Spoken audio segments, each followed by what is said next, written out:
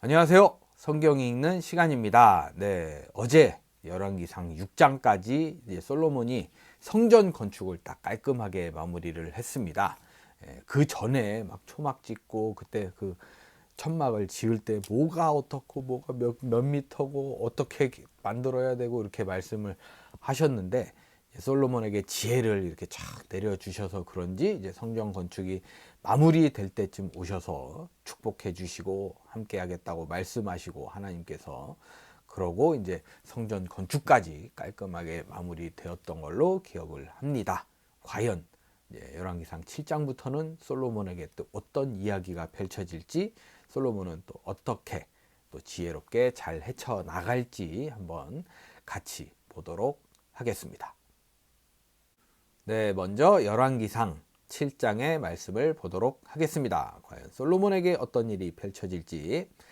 솔로몬은 자기 궁을 건축하기 시작하여 그것을 완공하는데 13해가 걸렸다. 네, 이제 성전 짓고 이제 자기 궁을 짓는 거죠. 근데 이제 성전은 한 7년 걸렸거든요. 이제 자기 궁 짓는데 13해가 걸렸다. 그러니까 뭔가 바뀐 듯한 느낌 들죠. 네.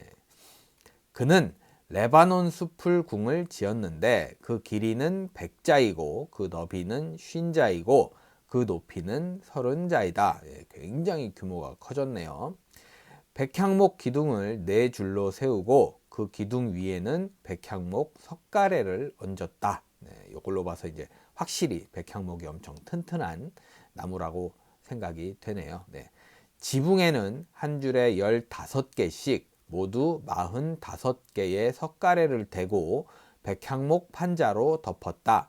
창틀은 3줄로 되어 있고 그 창문들은 3단으로 되어서 서로 마주보고 있었다.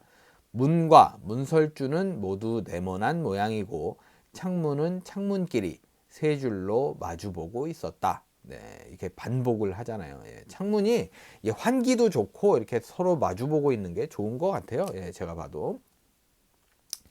그는 기둥들을 나란히 세워 주랑을 만들었다. 그래서 저는 주랑이 뭘까 이렇게 궁금했었거든요. 그것은 길이가 50자이고 너비가 30자인 벽이 없는 복도였다. 이렇게 바로 설명을 해주더라고요. 주랑 앞에는 현관이 있고 현관 앞에 또 기둥들이 있고 그 기둥들 위에는 차양이 걸려 있었다. 차양, 그럼 이제 차양막 비슷하게 해서 이제 뭔가 이렇게 위에 씌우는 천막 같은 건가 봐요. 또 그는 옥좌실, 곧 재판정을 짓고 그 마루를 모두 백향목으로 깔았다. 역시 지혜의 왕, 뭐 이제 재판 잘했다고 이제 소문 났잖아요. 그래서 지은 것 같아요. 자기가 있을 왕궁은 재판정 뒤에 있는 다른 뜰에 지었는데 그 건축 양식은 다른 건물들의 건축 양식과 서로 비슷하였다. 또 솔로몬은 이것과 같은 궁전을 그가 결혼하여 아내로 맞아들인 바로의 딸에게도 지어주었다. 이게 궁이 2개나 되나라는 생각을 했었는데, 생각해보면 이제 우리나라도 창덕궁, 뭐 창경궁 이렇게 해서 이제 뭐 궁들이 이제 위치도 다 다르고 뭐 사용법도 다르고 그랬잖아요. 그거 생각하면 될 것 같더라고요.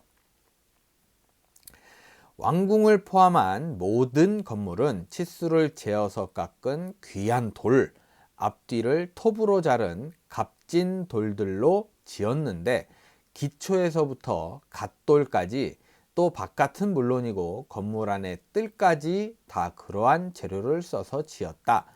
기초를 놓을 때에도 값진 큰 돌들을 놓았는데 어떤 돌은 10자나 되고 어떤 돌은 8자나 되었다. 기초 이제 우리는 이제 흔히 머릿돌이라고 생각을 하잖아요. 그거 같아요.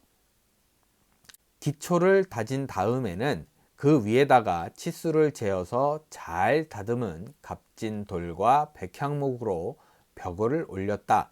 왕궁뜰의 담이나 주님의 성전 안뜰의 담이나 성전의 어귀 현관의 담은 모두 잘 다듬은 돌 3켜와 두꺼운 백향목 판자 1켜를 놓아서 쌓았다.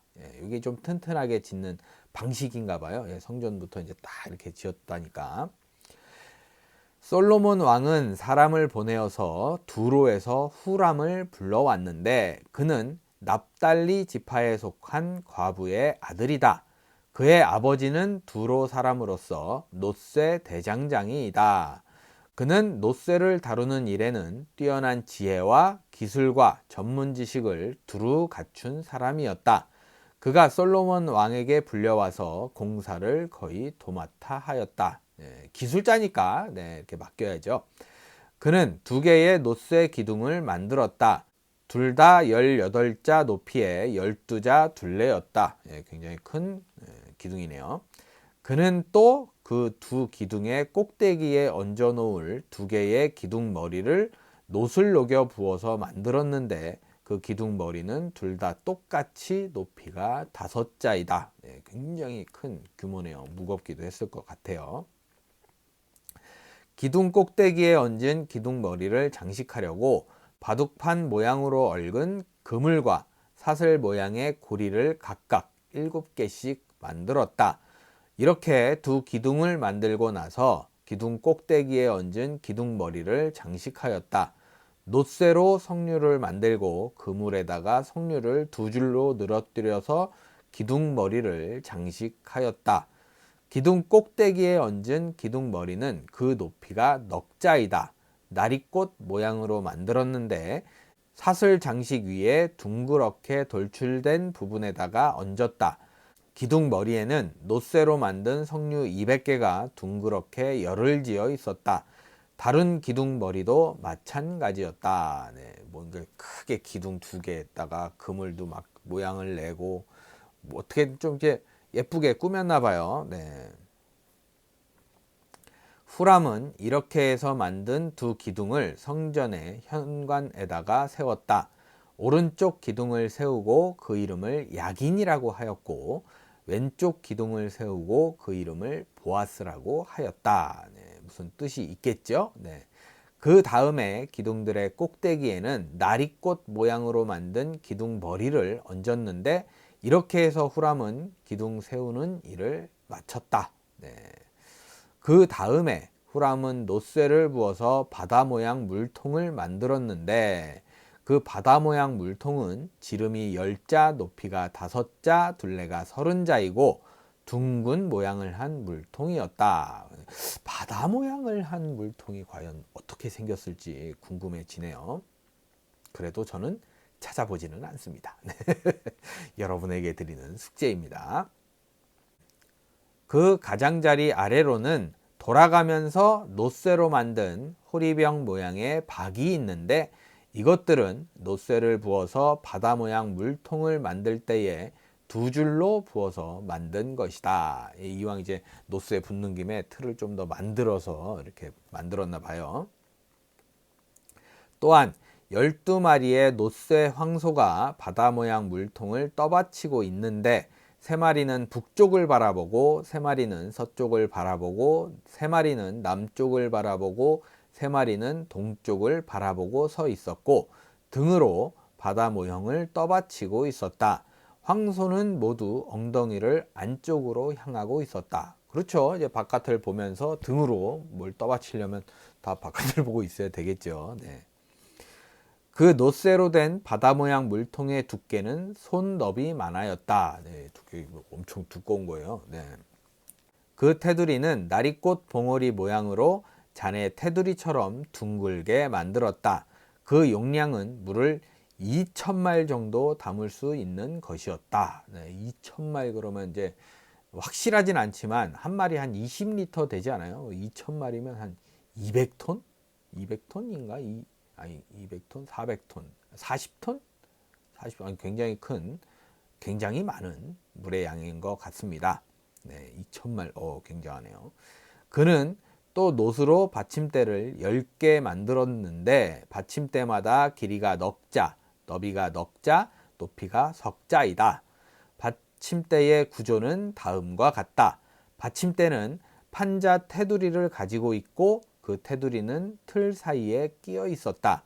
틀 사이에 낀 판자 테두리 위에다가는 사자와 소와 그룹을 그려 넣었다. 사자와 소의 위아래로는 환한 무늬를 새겨 넣었다.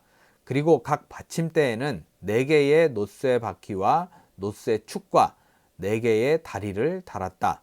그 4개의 다리는 놋쇠 대야 아래에서 어깨 모양의 받침두리를 괴고 있었다. 이 받침두리들은 환한 무늬의 맞은 쪽에서 녹여 부어서 만든 것이었다. 네. 확실히 뭐가 이렇게 머릿속에 그려지지는 않아요. 네, 이렇게 설명을 해서는. 근데 이제 뭔가 받침대, 뭐 받침통 뭐 이런 걸 만들었다고 하네요. 그 아가리는 받침두리 안에서 위로 한자 높이로 솟아나와 있었는데 그 아가리는 지름이 한자 반으로 둥글게 받침두리와 같은 모양으로 되어 있고 그 아가리에는 돌아가면서 새긴 것이 있었다. 그러나 그 테두리 판자들은 네모지고 둥글지 않았다. 이제 뭔가 좀 모양이 밑에는 네모난 모양인 것 같고 위에는 이렇게 둥그렇게 이렇게 되는 굉장히 좀 특이한 모양의 구조네요. 그 테두리 판자의 아래에는 4개의 바퀴를 달고 바퀴의 축은 받침대 안에다 넣었다. 바퀴 하나의 높이는 한자 반이었다. 그 바퀴의 구조는 말이 끄는 전차 바퀴의 구조와 같았다. 바퀴의 축과 테두리와 바퀴살과 그 축의 통은 모두 놋쇠를 부어서 만든 것이었다. 네, 굉장히 큰 인력들이 많이 필요로 했네요. 뭔가 전차 모양으로 바퀴가 컸나 봐요. 그리고 받침대의 4 귀퉁이에는 어깨 모양의 받침두리가 4개 붙어 있었는데 그 받침대에서 받침두리가 잇따라 나와 있었다. 받침대 꼭대기에는 반자 높이의 테두리가 둥글게 둘려 있고 또 받침대의 아래에는 바퀴축인 버팀대와 테두리 판자들이 연결되어 있었다. 바퀴축인 버팀대 판자와 테두리 판자 위의 빈 곳에는 그룹과 사자와 종려나무를 활짝 핀 꽃 모양과 함께 새겼다. 굉장히 좋아하네요. 그룹 모양, 사자, 종려나무, 이게 활짝 핀 꽃, 그냥 꽃도 아니고 좀 예쁘게 활짝 핀 꽃들을 좋아했던 것 같아요. 그는 이러한 방식으로 받침대 10개를 만들었는데 모두가 같은 치수와 같은 양식으로 일일이 부어서 만들었다. 굉장한 정성이 들어간 거예요. 또 그는 놋쇠로 대야 10개를 만들었다. 대야마다 물을 40말씩 담을 수 있었다. 이것도 굉장히 한 400kg, 400리터 뭐 이 정도 되나 봐요. 아니 800리터 뭐 이 정도 굉장한 양이죠. 대야들의 지름은 넉자이다. 받침대 10개에는 모두 대야 하나씩을 달았다.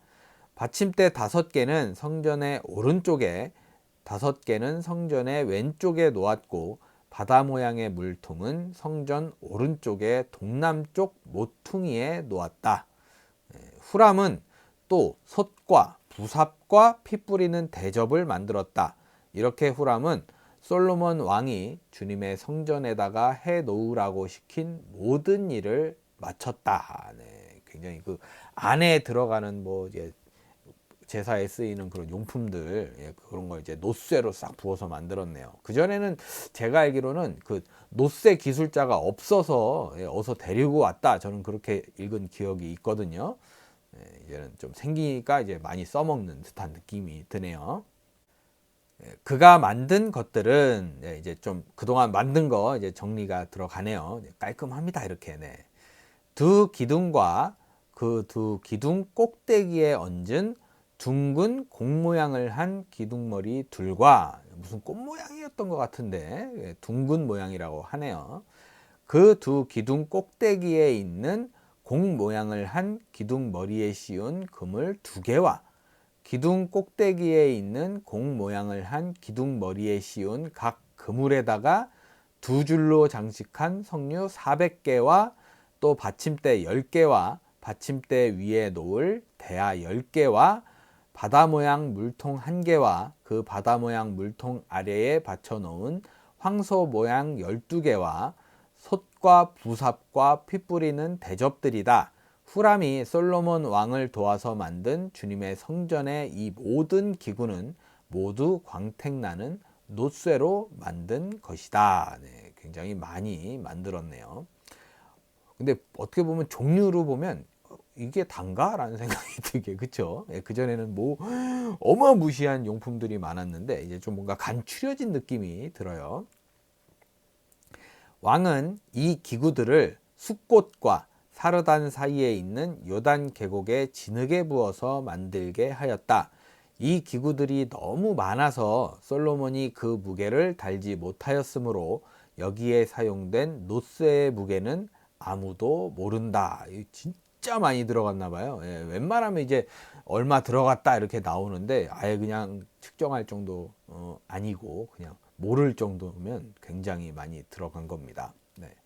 솔로몬은 또 주님의 성전 안에다가 둘 기구를 만들었는데 곧 금제단과 빵을 늘 차려놓는 금으로 만든 상과 또 등잔대들 곧 지성소 앞에 오른쪽에 5 왼쪽에 5개씩 놓을 순금 등잔대들과 금으로 만든 꽃 장식과 등잔과 부집게와 순금으로 된 잔과 심지 다듬는 집게와 피 뿌리는 대접과 향로와 불 옮기는 그릇과 내실 곧 지성소 문에 다는 금 돌적이와 성전 밭간 문에 다는 금 돌적이들이다. 네, 좀 추가가 되네요. 네, 어쩐지 좀 종류가 좀 없다 그랬어요. 이제 노쇠 말고 이제 금으로 만들어서 이렇게 처리를 했네요. 이렇게 해서 솔로몬 왕은 주님의 성전을 짓는 모든 일을 완성하였다. 솔로몬은 그의 아버지 다윗이 거룩하게 구별해서 바친 성물 곧 은과 금과 기구들을 가져다가 주님의 성전 창고에 넣었다. 네. 이 열왕기상 내용을 보면 뭔가 이게 한 장에서 뭐 마무리하려는 게 보여요. 좀 길어지더라도 뒷장으로 이렇게 넘기는 게 아니라 딱 여기서 끝나고 뒷장엔 또 다른 일을 또 딱 하고 이런 깔끔함이 있는 것 같아서 그런 의미에서 7장도 마무리가 되었습니다. 네, 계속해서 열왕기상 8장의 말씀입니다. 네, 또 이제 뭔가 좀 새로 시작하겠죠. 네, 어떤 느낌인지 보겠습니다. 솔로몬은 주님의 언약궤를 시온 곧 다윗성에서 성전으로 옮기려고, 야, 큰일 났네요. 또 이제 어마무시한 또 몇 명이 죽어 나갈지. 어떻게 보면 이게 되게 굉장히 무서운 일이잖아요. 네. 이스라엘 장로들과 이스라엘 자손의 각 가문의 대표인 온 지파의 지도자들을 예루살렘에 있는 자기 앞으로 불러 모았다.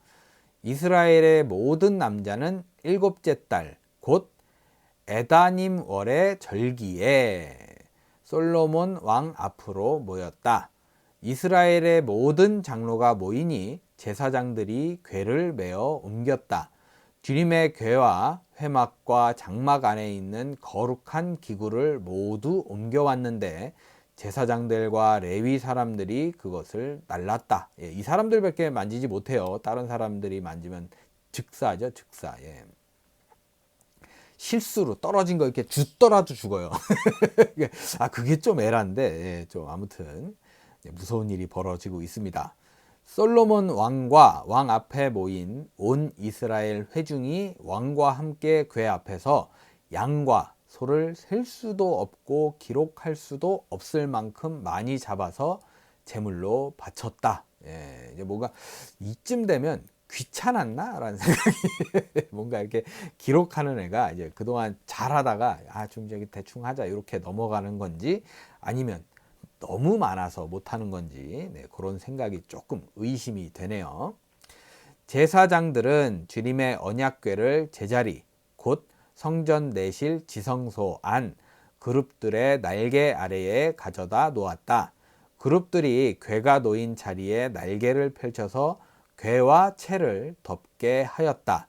궤에서 삐죽 나온 2개의 채는 길어서 그 끝이 지성소의 정면에 있는 성소에서도 보였다.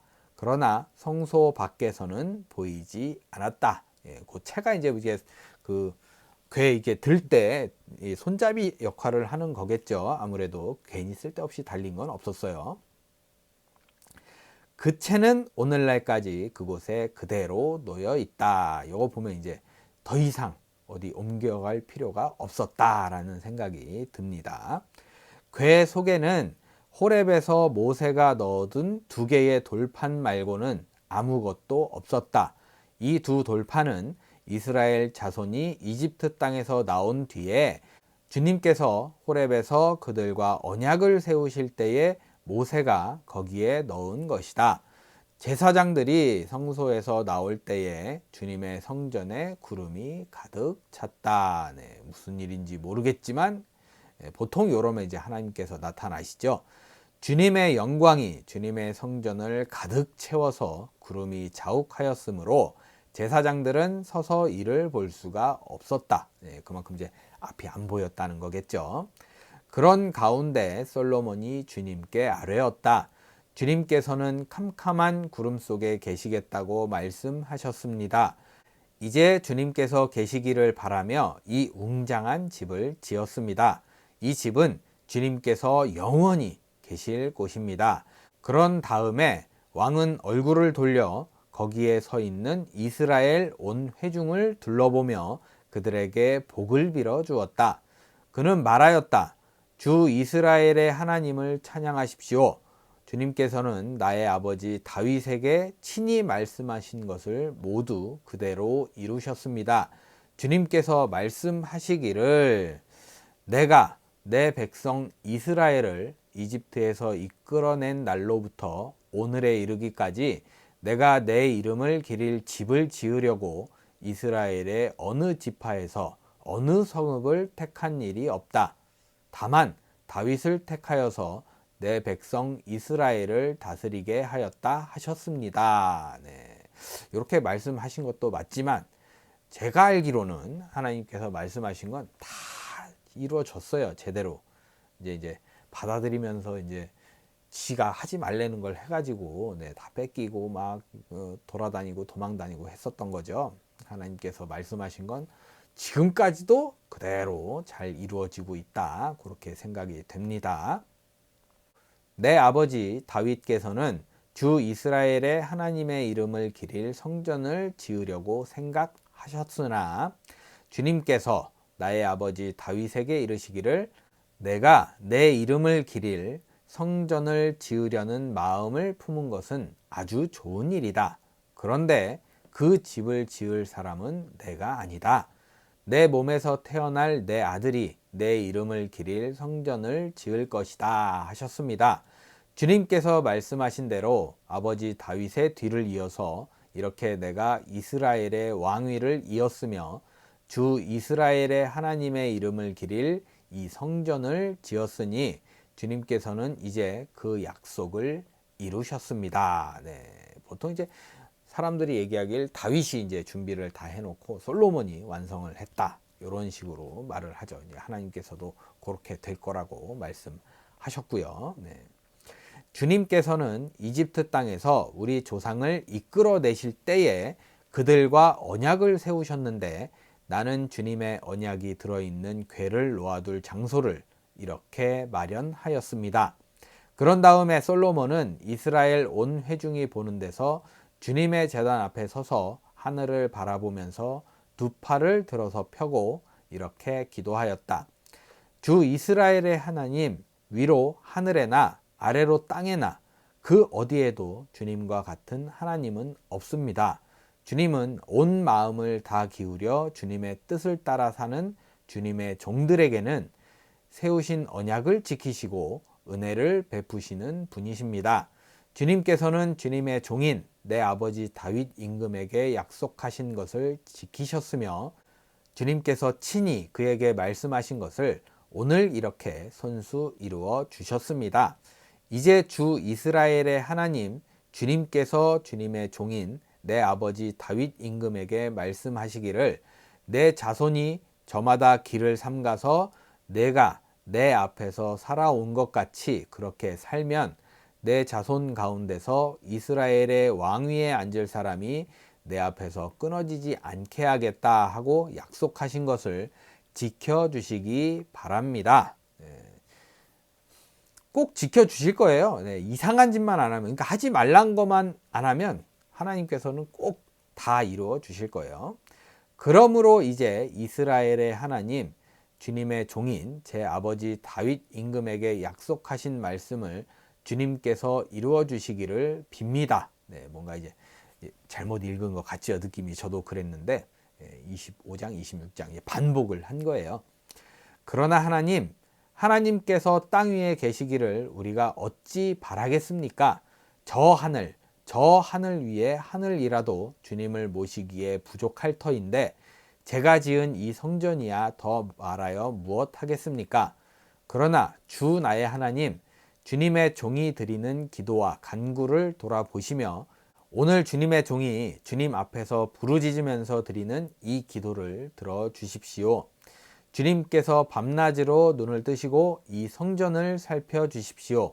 이곳은 주님께서 내 이름이 거기에 있을 것이다 하고 말씀하신 곳입니다. 주님의 종이 이곳을 바라보면서 기도할 때에 이 종의 기도를 들어주십시오.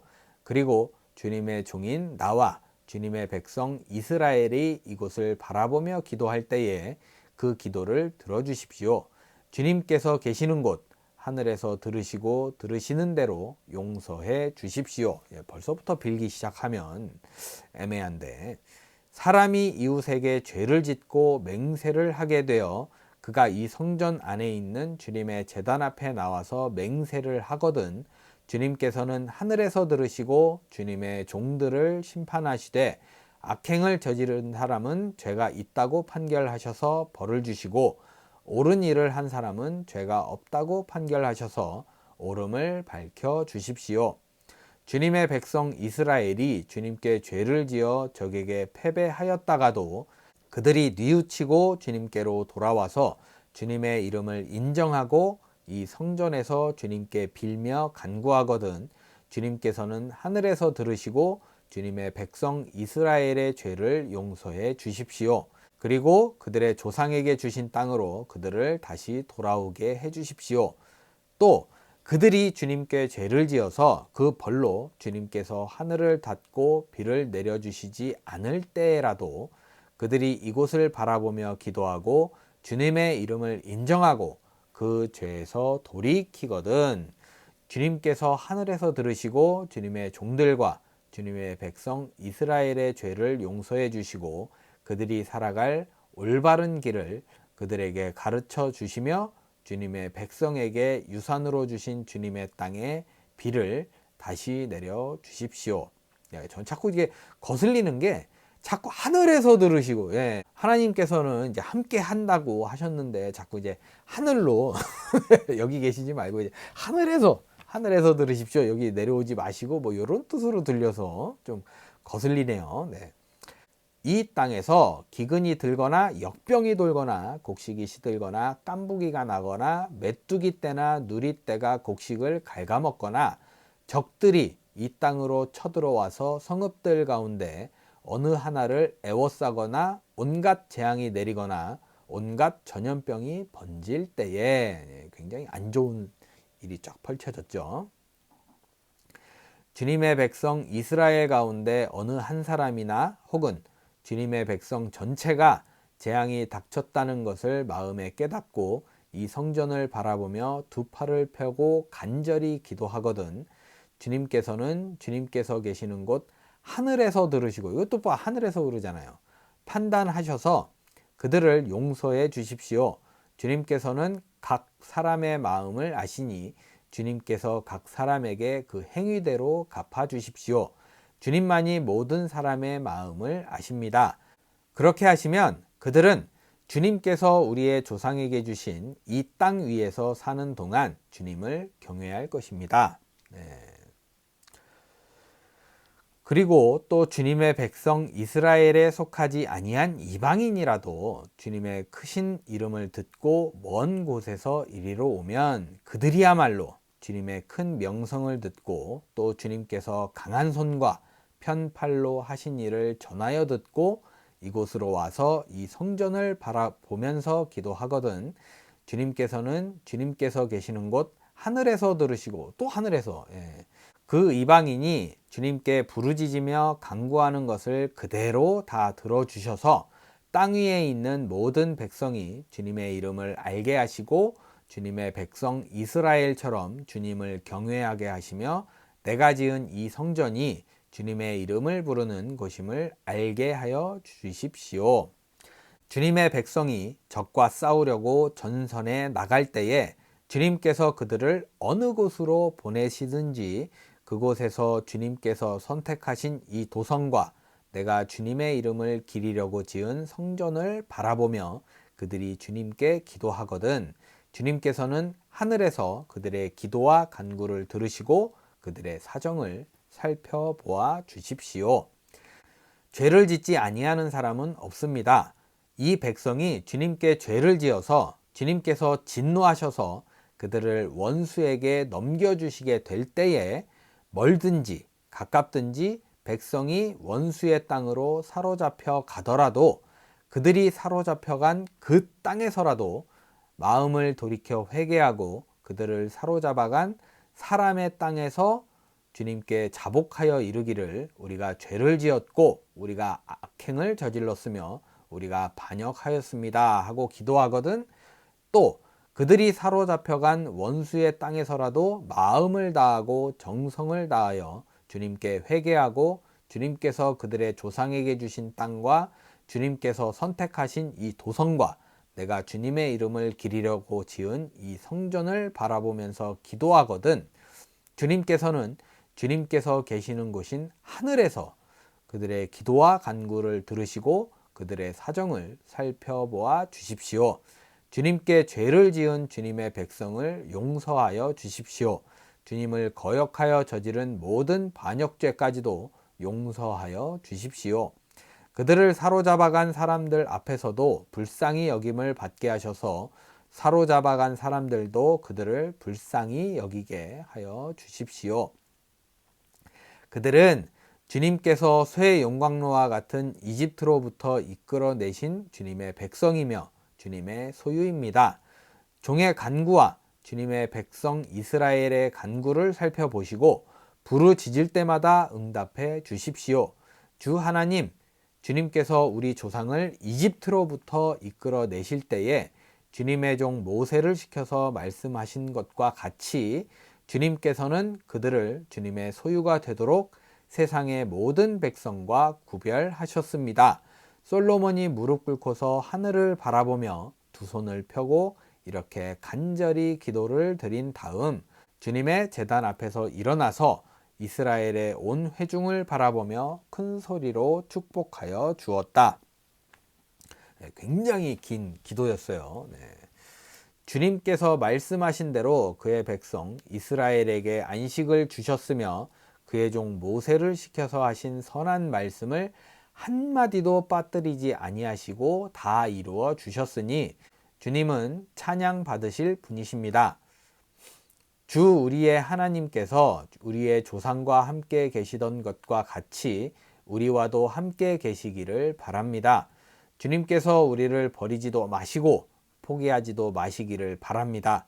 우리의 마음을 주님께 기울이게 하셔서 주님께서 지시하신 그 길을 걷게 하시며 주님께서 우리 조상에게 내리신 계명과 법도와 율례를 지키게 하여 주시기를 바랍니다.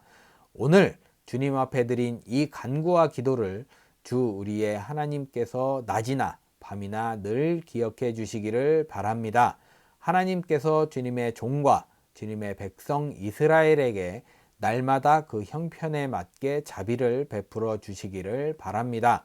그렇게 해서 세상의 모든 백성이 주님만이 하나님이시고 다른 신은 없다는 것을 알게 되기를 바랍니다.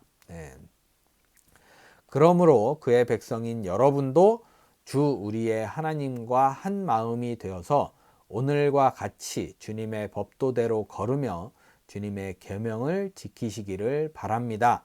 이렇게 한 다음에 왕 및 왕과 함께 있는 모든 이스라엘 사람이 주님 앞에 제사를 드렸다. 솔로몬은 화목제를 드렸는데 그가 주님의 제사에 드린 것은 소가 22,000마리이고 양이 12만 마리였다. 이와 같이 해서 왕과 이스라엘의 모든 백성이 주님의 성전을 봉헌하였다. 네, 보면 아까는 셀 수도 없이 많다 그랬는데 요번에 이제 2만이 이렇게 딱 나오잖아요. 예, 굉장히 많은 양의 제물을 바쳤다라는 게 딱 실감이 나네요. 네.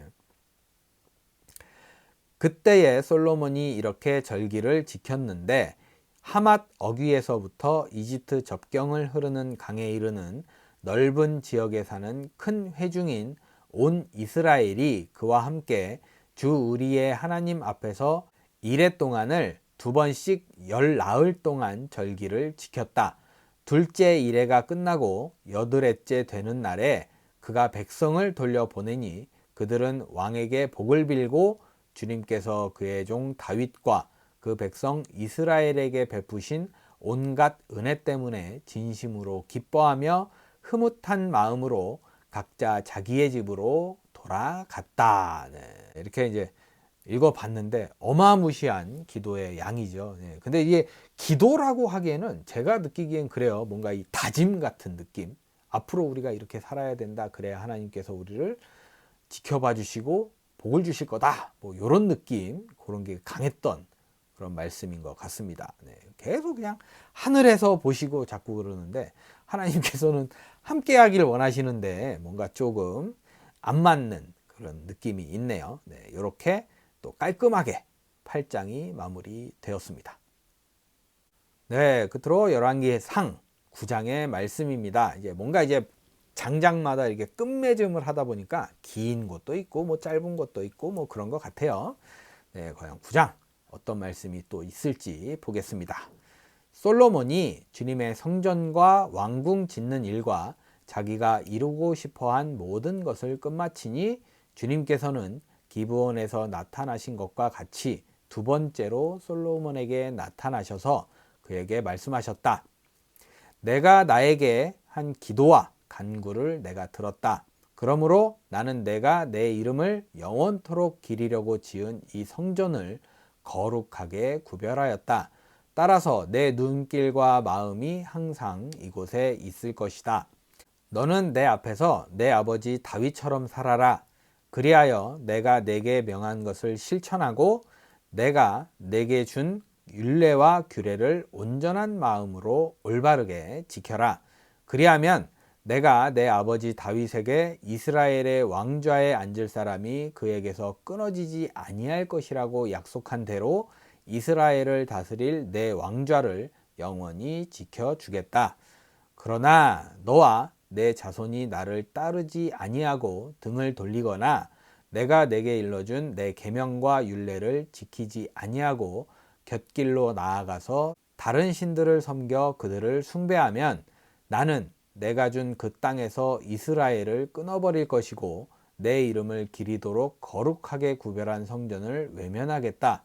그러면 이스라엘은 모든 민족 사이에서 한낱 속담거리가 되고 웃음거리가 되고 말 것이다.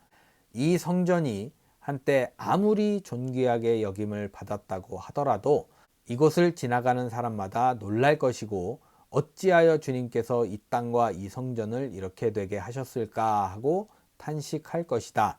그러면서 그들은 이스라엘 백성이 자기들의 조상을 이집트 땅으로부터 이끌어내신 주 그들의 하나님을 버리고 다른 신들에게 미혹되어 그 신들에게 절하여 그 신들을 섬겼으므로 주님께서 이 온갖 재앙을 그들에게 내리셨다 하고 말할 것이다.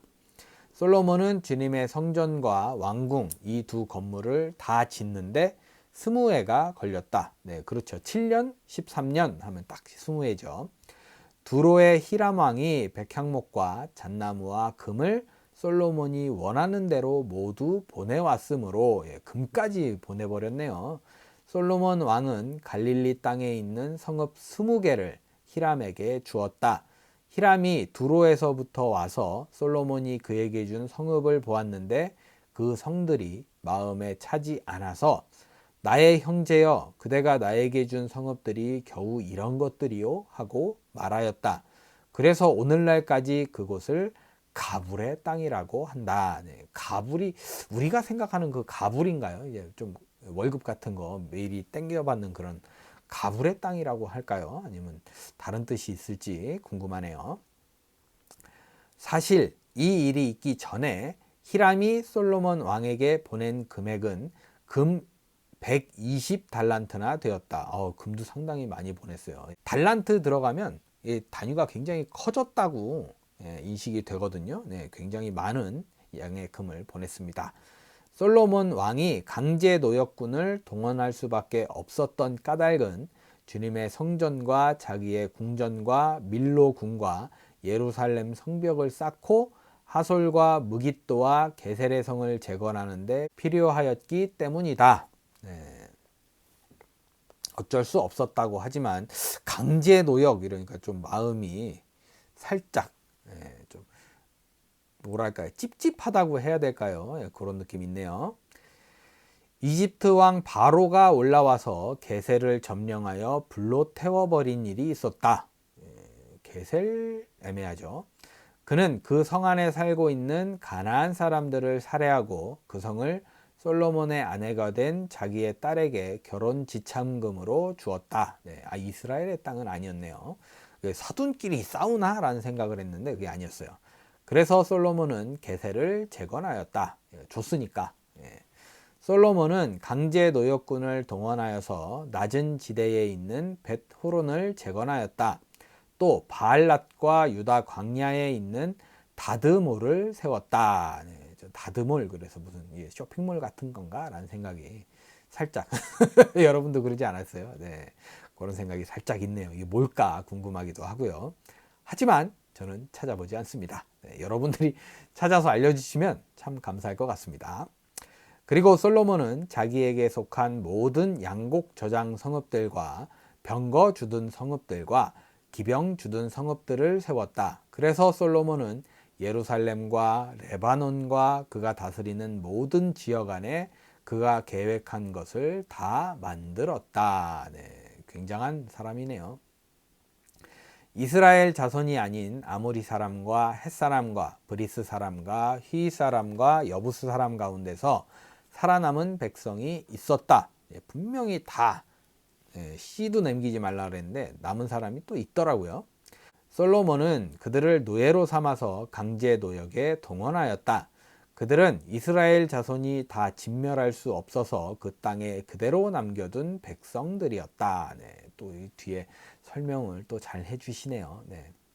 그래서 그들은 오늘날까지도 노예로 남아있다. 그러나 솔로몬은 이스라엘 사람 가운데서는 어느 누구도 노예로 삼지 않았다. 이스라엘 사람은 군인, 신하, 군사령관, 관리병거대 지휘관, 기병대원이 되었다. 솔로몬의 일을 지휘한 관리 책임자들은 550명이다. 그들은 작업장에서 일하는 백성을 감독하는 사람들이다. 좀 이게 벽화 같은 거 보면 이제 채찍 들고 이렇게 있는데 그런 느낌이었겠죠. 강제 노역이 들어가니까 살짝 뭔가 이 강압적인 모습들이 자꾸 눈에 비치네요.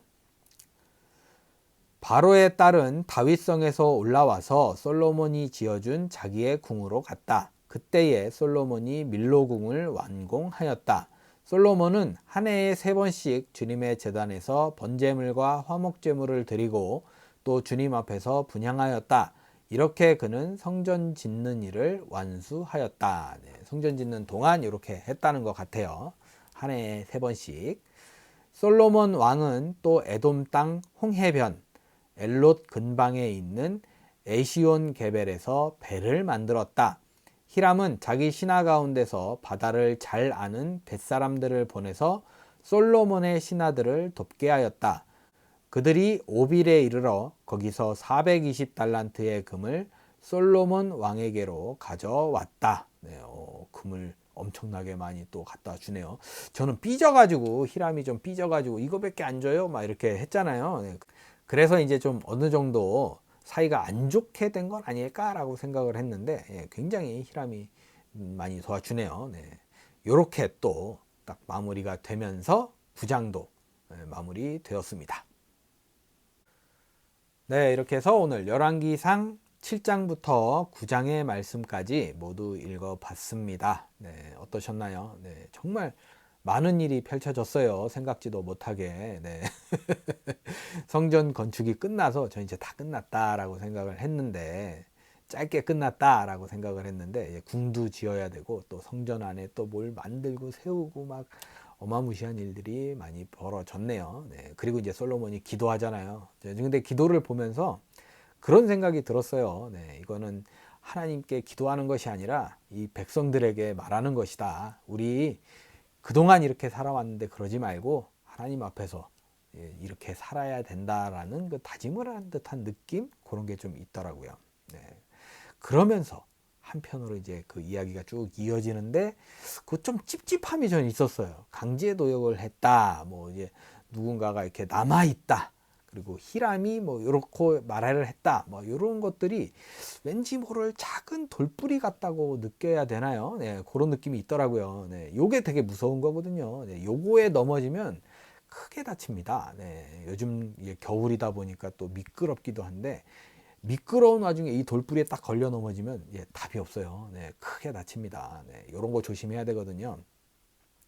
제가 이제 어제 동영상을 업로드 하는데 뭐 이런 돌뿌리에 걸렸나 봐요. 99%까지 딱 됐는데 안 올라가요. 한 7시간을 기다려도 안 올라가요. 그래갖고 와, 이거 99% 너무 아까운데 어떻게 하지? 라고 생각하다가 이제 다 지웠습니다. 그리고 처음부터 다시 올리니까 30분 만에 올라가더라고요. 네, 사람이 참 미련을 이렇게 남겨두는구나 라는 것도 알게 되고, 또 작은 돌뿌리 하나가 정말 안 되게 만드는구나 일을, 이런 생각도 드는 하루였습니다. 네, 부디 그런 의미에서 오늘 여러분들의 삶 가운데서는 이런 돌뿌리 같은 거 잘 피하시고 또 기분 좋게 좀 깔끔하게 좀 다치지 않게 넘어지지 않고 이런 하루를 잘 보내셨으면 하는 바람이 있습니다. 네, 여러분들 오늘도 복된 하루 보내시고 즐겁게 기분 좋게 깔끔하게 돌뿌리 잘 조심해서 다니시다가 저는 내일 열왕기상 10장부터 12장의 말씀을 들고 다시 뵙도록 하겠습니다. 오늘도 함께 해주신 여러분 감사합니다.